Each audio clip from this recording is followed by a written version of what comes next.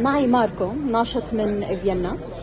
Marco, he's an activist from Vienna, for sure. He's pro-Palestine, and I think, or he told me that his idea presented by the Scofiya, and his life changed after 9/11, and after that event, he became a pro-Palestine. So, Marco, you have a dangerous story and amazing story, I think. Tell us your story. As mentioned before, when I was like 12 or 13 years old, I heard about 9/11. I was in school. Everyone, as we all know exactly where we were on 9/11. Okay. And this time, in this age, I couldn't understand how people. No, actually, I couldn't understand how for internal crime, like in the US, how a whole country can get destroyed, like Iraq and Afghanistan. I didn't understand that. So after that happened, I tried to understand geopolitics. Okay. And at the end, I ended up with Palestine because I think Palestine is the key question to understand if you really want to understand why there was a war against Iraq and Afghanistan. Okay. So when you was 13 years old, you start to understand the geopolitics.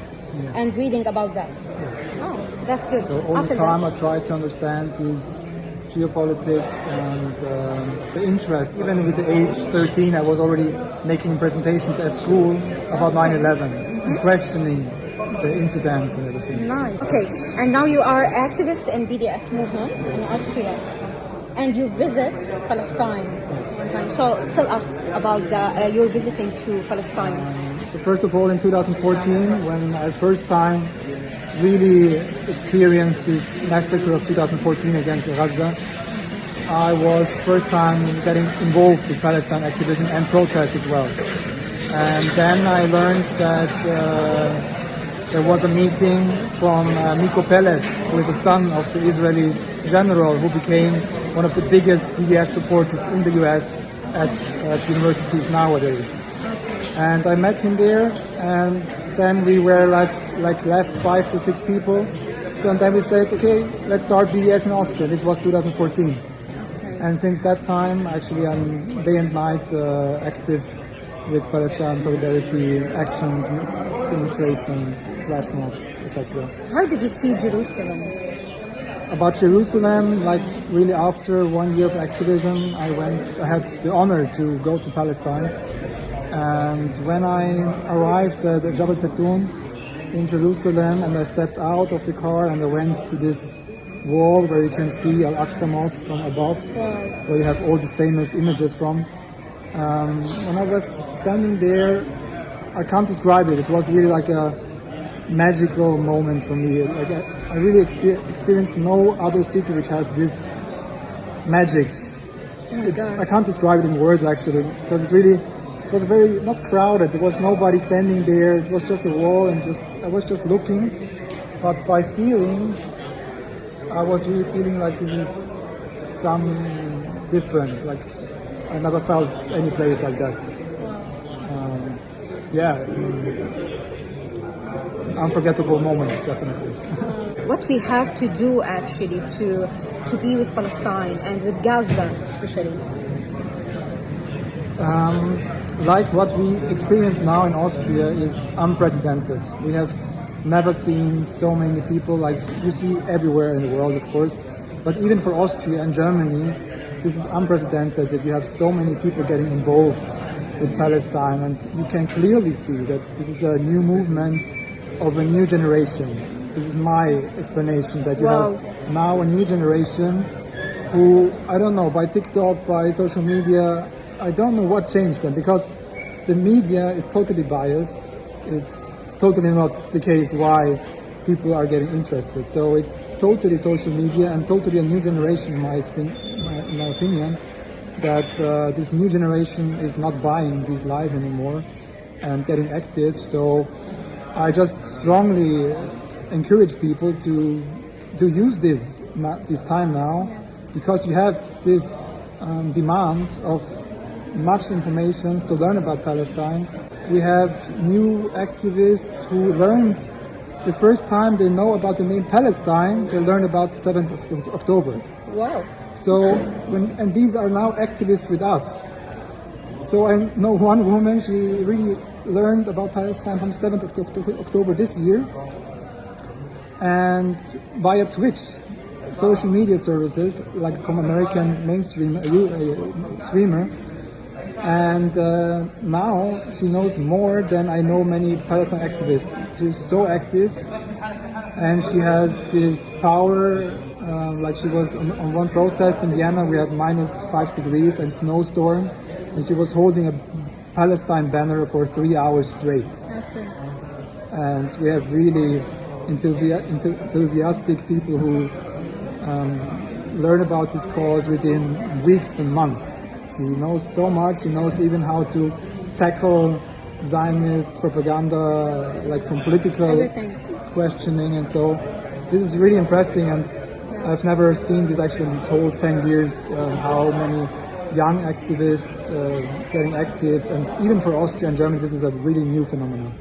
You said to me before that Palestine is not just a Palestinian issue, it's an issue for all over the world and related to many places in the world. So how do you see that? Yes, for me, Palestine is not this tiny place of land. I mean, Austria is already a small country, but Palestine, the historic Palestine, is even much smaller, and this is really a tiny place. When I went there first, I was, from the stories, actually thought like, this must be a giant country, but when you look at the map, it's quite small. But anyway, for me, that's why for me activism for Palestine is so interesting, because like I said before, all this geopolitical warfare, the US interest and so on, if you learn about history and all these mechanisms, then my motivation is really also when you see what's happening, how they are like these democracies, in Europe, you just see what's really your democracy look like when you do Palestine activism. When you do Palestine activism, you see very brutal, harsh reactions by your so-called democracies in Austria and elsewhere. And now, these times, after what's happened, the genocide in Gaza now, you can even see more clear where these democracies stand. Because now you get arrested for just saying from the river to the sea, Palestine will be free, and this is also unprecedented. But I think at the end also that this is a good sign that like countries like Austria even try to knock down such a slogan, or they are so afraid because they are losing this narrative. So this is actually for me a good sign that Europe and European countries have to react that way and this harsh, because it also motivates other people to get more active. We have many leftists in Austria who were silent the last years, but now due to this new criminalization of this slogan from the river to the same, so they get like, oh, this is something else, so we have to step up and get active. So on the one hand, of course, it's very bad for us that we get criminalized just for saying the truth. But on the other hand, it's actually showing that the narrative is changing and that the Zionist lobby has to invest so much money and time and to keep their narrative, because that's why they are so afraid to lose it. And if you lose the narrative, and like I really believe that if a country like Austria would start to sanction Israel, for example, or stop cooperating with Israel, anything, that even this small country of Austria, it would make a big change. Also, like 10 years ago, or when was it, I don't know, when Sweden recognized the Palestine, this was a big thing. Not because it's on the political level, it's not so relevant maybe, but it has a very big symbolic meaning, and that's why I also think that even as this tiny country of Austria, when they start to sanction Israel for this genocide, for example, now, this would be like a domino effect. It would. That's why they're so afraid that they lose control over the narrative, and if they lose it, then this could be ending very fast, because Israel cannot survive a single day without the European support, I think, and especially if the US, of course, it could not survive one day or 1 month. Do you have some messages to Palestinian people in Gaza, especially in Gaza? Oh, this is hard.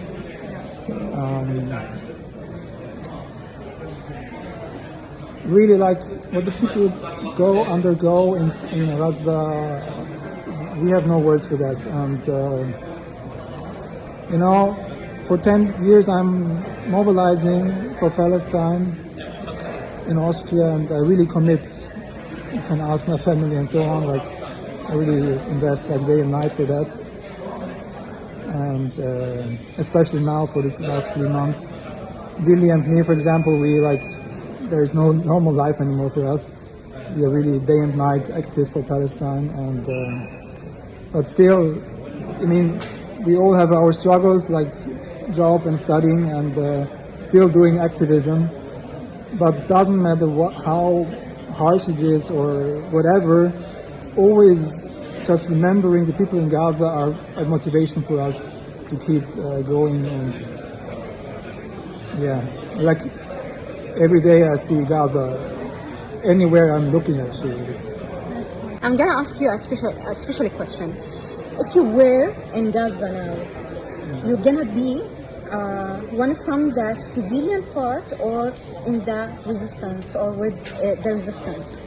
I think even if you are quoting Gideon Levy, this Israeli journalist, who was also asking some minister, or he himself, he was even saying that, like, if he was the same guy on the checkpoint in the West Bank, and he would see like his father, he needs to go to the hospital, and he was blocked by these 600 checkpoints in the West Bank, that he himself, Gideon Levy, he would take a rocket or a weapon and join the resistance. So I think it's a total normal reaction to join resistance, and this is very clear. Like many international journalists and so on say, by killing innocent people and taking their dignity and their basic human rights. I mean, there's this worldwide saying, no justice, no peace, and this is the pure message you can tell. Without justice, there is no peace, and that's, I think everyone is understanding that. Yeah, thank you so much, Marco. Thank you.